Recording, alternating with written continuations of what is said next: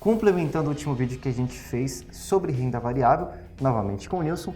Não assistiu? Clique aqui no botão para você poder ver informações sobre declaração de imposto para ações. E a gente juntou tudo isso para renda variável. A gente vai falar um pouquinho sobre ETFs, fundo de investimento imobiliário, aluguel de ações, opção e mini contrato. Inscreva-se, dê seu like, compartilha, ativa o sininho, a notificação. Fica com a gente, só Mudar Mais, com conteúdo tão completo. Presença de especialistas como o Nilson aqui. Obrigado, Nilson, CEO da Tema Sistemas, está aqui com a gente. A gente parou lá no último vídeo falando um pouquinho sobre como declarar a posição de ações no último dia útil do ano, como que eu faço para declarar os proventos que eu recebi, que são os dividendos, os juros sobre capital próprio. A gente falou um pouquinho também sobre como declarar o lucro ou o prejuízo que a gente tem no mês na declaração do imposto de renda. E também falou um pouquinho sobre como fazer essa apuração da sua calculadora, que é da Tema Sistemas, que é da My Capital, né, que é o nome dela, e como ela te ajuda a fazer isso, tá? E aí a gente deixou para esse vídeo para falar um pouquinho de investimentos que são de renda variável, só que surgem algumas dúvidas sobre eles. O primeiro que eu queria te perguntar são ETFs. ETFs são fundos de investimento que são negociados na bolsa, as suas cotas, e eles replicam índices, né? Se você está com dúvida de ETFs, clica nesse vídeo que a gente explica melhor. Qual a diferença para a declaração de ações para a declaração de ETFs? É basicamente nenhuma a diferença, a não ser o critério realmente que é adotado, porque existe uma separação. ETFs ganham um código na Bovespa, assim como as ações também ganham das companhias. Em princípio, na hora da declaração, você, na declaração de bens, vai usar o mesmo código da ação, que é o 31. Código da Receita Federal. Código da Receita Federal, para dizer qual ETF que você tem. E na hora de fazer os ganhos, no mesmo quadro de renda variável, onde você também declara as ações, você também vai somar a ETF com as ações, vai declarar mensalmente quanto que você ganhou e quanto que você perdeu, juntando os resultados com as ações. Legal, então basicamente você tem operações day trade, operações à vista, você pode conversar prejuízos que você teve com ETFs com lucros que você obteve em ações. Perfeito. A única diferença realmente que existe é que o ETF não tem aquela isenção do mercado à vista de R$20 mil. E a calculadora faz esses cálculos? Sim, a calculadora nasceu para fazer isso, né? Para facilitar a vida do investidor e apresentar para ele o que ele tem que declarar da forma correta, interpretada pelas legislações. Nilson, outra dúvida diz respeito aos fundos de investimento imobiliário, que a gente está falando de mais uma aplicação, quer dizer, mais um tipo de aplicação de renda variável e que muitas pessoas têm dúvidas sobre como fazer a declaração. O que muda nesse caso? Ele tem um código separado para ser declarado bens e direitos e aonde que ele vai dizer eventualmente o que ele ganhou e como ele vai trabalhar isso na declaração anual? Sim. Então, no quadro de bens e direitos, onde você informa o saldo que você tem em cada ano de fundo imobiliário, tem uma peculiaridade que é um código diferenciado para fazer a informação do fundo imobiliário. Aqui tem um código 73 da Receita Federal. Da mesma forma, bota o CNPJ do fundo e na discriminação informa qual é o fundo, qual a quantidade que você tinha de cotas no final de 2016, no final de 2017 e coloca na situação de 31/12 e 31/12 de 2017 o valor de aquisição. Essa informação está no informe de rendimento. Está no informe também, de rendimento. Como a gente está mostrando, mencionando e destacando aqui para as pessoas que estão acompanhando a gente, certo? Então, o fundo de investimento imobiliário ele tem uma peculiaridade que ele paga rendimentos para o cliente de acordo com os aluguéis que ele recebeu, de acordo com o que ele está aplicando. Sim. Esses rendimentos também têm que ser declarados. Perfeito. Os recebimentos que você teve também do fundo imobiliário são rendimentos tributáveis exclusivamente na fonte. Mesmo ele sendo isento para a pessoa física. Mesmo ele sendo isento para a pessoa física, porque ele está nessa condição de alíquota zero. Mas ele pode ser tributado um dia. Atenção, pessoal, ele não vai no rendimentos isentos e não tributáveis, ele vai no rendimento sujeito à tributação exclusiva. Perfeito. Na verdade, ele tem tributação, mas ela está zerada. Só pensar dessa forma para não esquecer do detalhe, né? Esse é o detalhe. E na hora de declarar o ganho mensal, também da mesma forma que a ação, você tem que dizer ganho mensal do fundo imobiliário. Também é no quadro de renda variável. Aqui no quadro de renda variável, você vai escolher operações de fundo de investimento imobiliário. Ele tem uma opção específica para ele. Para ele. E ele não é junto com as operações de bolsa de valores. Eles não se compensam prejuízo em fundo imobiliário e não se compensa com ações e vice-versa. Então, é específico, o quadro é da mesma... mês a mês também. Mês a mês também, coisa que você ganhou em janeiro, fevereiro, março, abril.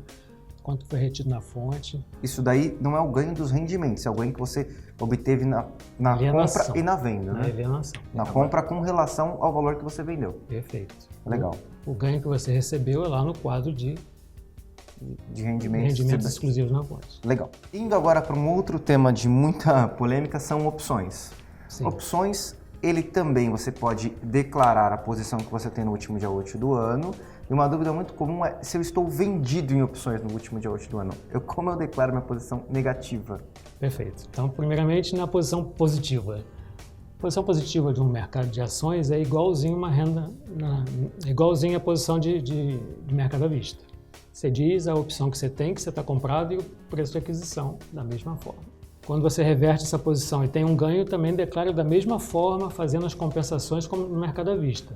Ele segue a mesma regra de ações. Mesma regra de ações. Só não tem isenção de R$20 mil no recolhimento, no pagamento de imposto. Perfeito. Mas ele segue a mesma regra. Mesma regra, se compensa mutualmente sem problema nenhum. Day trade compensa com day trade do à vista sem problema.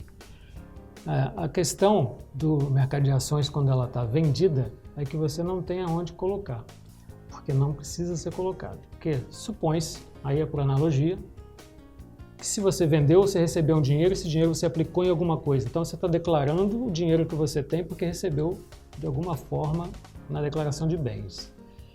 E tem muita gente que fala, mas isso aí não deveria ser ônus e dívida, você ficou com uma dívida, você tem que reverter essa Uma posição. situação em aberto, né? Mas na realidade não é uma dívida conceitual, né, do ponto de vista efetivo. Por quê? Pode virar pó e eu ganhei, então não tenho dívida. Posso reverter, posso comprar e tive um ganho operacional, eu declaro o ganho ou o prejuízo. Ou posso ser exercido, então minha dívida cresceu, olha só. Né? Mas aí vai de encontro ao que as corretoras já fazem naturalmente, não deixa você vender a opção sem ter à vista, né? Para poder minimizar o risco. O papel ativo objeto, você está vendendo a opção da Petro, você tem que ter a Petro. Exatamente. E aí o dinheiro que você recebeu nessa venda já está aplicado ou está disponível no conta corrente, enfim, você já declarou na declaração de bens aquele valor.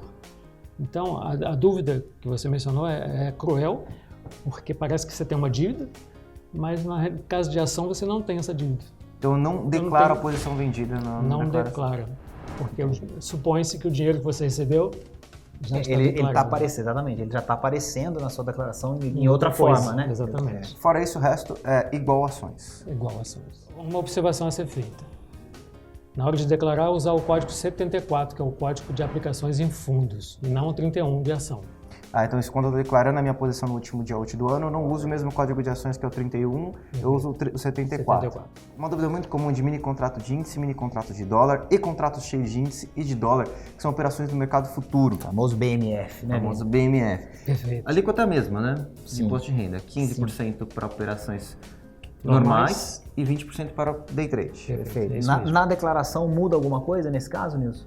Então, novamente, na parte de declaração de bens tem um código específico para você dizer os contratos que você está comprado.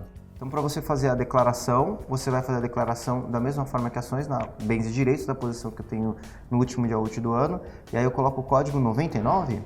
Exatamente, porque não tem especificamente um código para contratos futuros.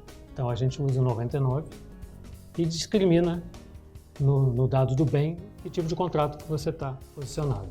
E da mesma forma, as quantidades no final de cada ano na discriminação. E nos valores, os valores no informe de rendimento. Nilson, quando o investidor está posicionado, né, quer dizer, ele vai fazer o cálculo considerando que preço? Essa é uma outra coisa também que é uma dúvida comum. Como é que ele faz no caso de contratos para a sua declaração ficar fiel à informação que, enfim, a Receita recebe dele e a maneira correta dele estar declarando isso? Ok, diferentemente do que acontece com as ações, quando você investe em contratos futuros, você tem ajustes diários. Então você tem ajustes positivos, ajustes negativos para cada contrato que você tenha em posição. No final do mês você tem um total de ajustes positivos e um total de ajustes negativos. Então mensalmente você tem um ganho que você pode calcular dessa forma. Porém a Receita permite que você só declare o seu ganho quando você realmente reverter sua posição. Então a ferramenta também faz esse cálculo, ele fica acumulando quanto que você teve de ajustes positivos e negativos a cada mês e fica esperando a sua reversão. Quer dizer, quando você reverte o contrato, ele verifica quanto de acumulado tem de positivo, quanto de acumulado tem de negativo e diz quanto que você tem que declarar naquele mês. Porque os ajustes são tidos como ganhos. Então, ajuste positivo menos ajuste negativo é quanto você ganhou ou perdeu. Legal, então existe a declaração das posições, existe também a declaração que você tem que fazer igual às ações, que é o ganho mês a mês ou o prejuízo que você teve mês a mês nas operações. Tanto que você pode compensar ações com o mercado de BMF. Exatamente. Só que aí você não calcula pelo ajuste, você calcula para quando você zera a operação. Ou reverte parcialmente, exatamente, mas era só quando reverte, quando acontece a reversão. Legal. E aí quando você faz day trade, você compensa com day trade normalmente? Normalmente. E também existe um imposto de renda retido na fonte para esses investimentos na opção, existe no mercado futuro de BMF, existe também na ETF, existe também no fundo de investimento imobiliário, todos têm imposto de renda retido na fonte. Sim. Justamente é o dedo duro para a Receita Federal saber que você está operando naquele mercado que necessariamente vai ter que declarar. Leãozinho de ouro. E aí você tem que declarar, fazer da mesma forma que ações e colocar o imposto de renda retido na fonte no período. De preferência mensalmente, que é o que você exige. Tem gente que opta por fazer só no final do ano, mas corre o risco de pagar todas as multas. Né? Entendi. E de sentar lá para conversar um pouquinho com alguém da Receita Federal, que geralmente acontece. Às vezes acontece. Você tem algum recado para dar para o pessoal, Anderson? O recado que eu tenho a dar é assim, a gente pensa que as informações que o investidor precisa prestar para a Receita Federal realmente é cruel e é muito trabalhosa. A gente construiu uma ferramenta justamente pensando nesse assunto, né? E a gente está sempre aprimorando a ferramenta e colocando novas formas de entendimento para facilitar a vida do investidor. E a gente espera que ajude o investidor a ficar menos preocupado com essa informação e invista mais no mercado. Né? Mais preocupado com o que interessa, né? Que é fazer as operações e ganhar dinheiro. Ficou interessado na calculadora de R? A gente vai fazer um vídeo em seguida que vai falar sobre a ferramenta. Certo, Conrado? Certo, mas só depois de você deixar seu like, compartilhar, ativar a notificação, compartilhar com todo mundo esse vídeo, porque só amo dar um mais. Vai fundo assim lá na história, na casa, na toca do leão, para explicar tudo que você precisa saber sobre imposto de renda, não é isso, Vini? É isso aí. Obrigado, Nilson. Obrigado, Conrado. Até a próxima, gente. Tamo junto. Tchau, tchau.